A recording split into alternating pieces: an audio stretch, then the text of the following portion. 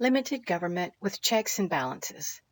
Understanding the fundamental principles of the Founding Fathers. 3 separate branches. The Founding Fathers had a fundamental belief that the government of America should be separated into 3 branches.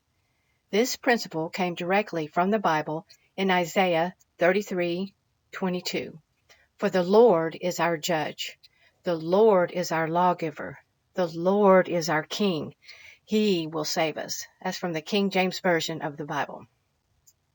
The founders believed we only have one king, Jesus. There can be no other king. They believed, as outlined in the Bible, one branch should make laws, legislative.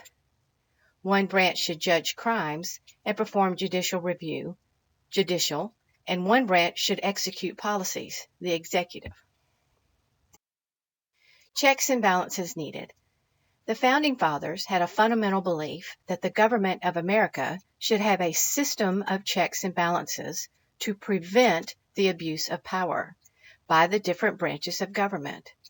The biblical truth that mankind is sinful and will abuse political power led to the division of powers, so excessive powers would not be put in the hands of a few. Jeremiah chapter 17 verse 9 says, "The heart is deceitful above all things and desperately wicked. Who can know it?" That's from the King James Version of the Bible.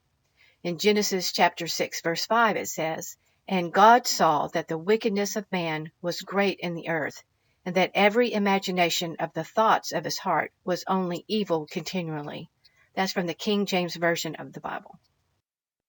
James Madison said, "It will not be denied that power is of an encroaching nature, and that it ought to be effectually restrained from passing the limits assigned to it."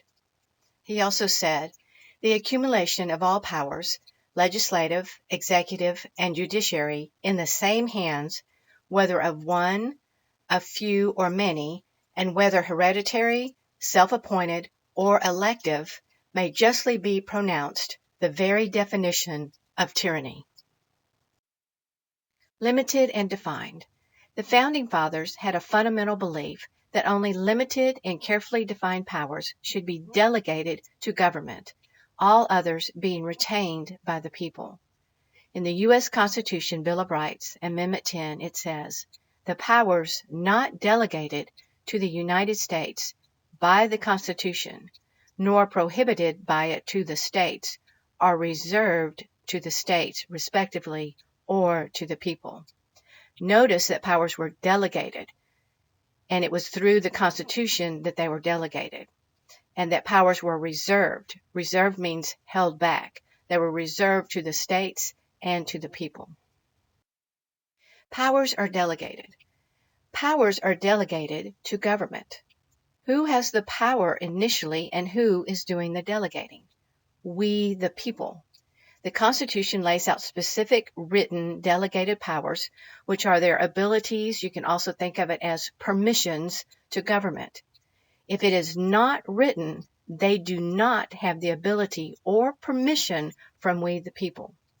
The powers, authority, and rights of we, the people, are not diminished with delegation.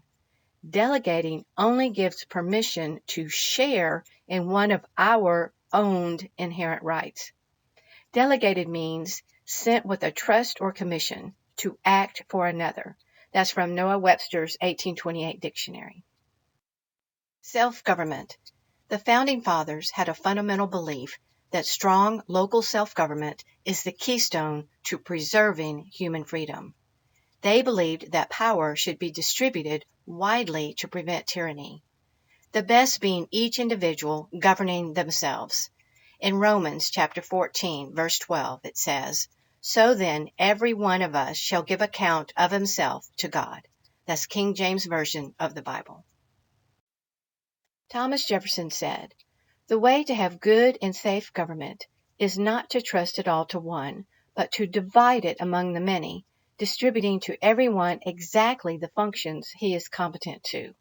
Let the national government be entrusted with the defense of the nation and its foreign and federal relations, the state governments with the civil rights, laws, police, and administration of what concerns the states generally. The counties with the local concerns of the counties, and each ward direct the interest within itself. It is by dividing and subdividing these republics from the great national one down through all its subordinates until it ends in the administration of every man's farm and affairs by himself, by placing under every one what his own eye may superintend, that all will be done for the best.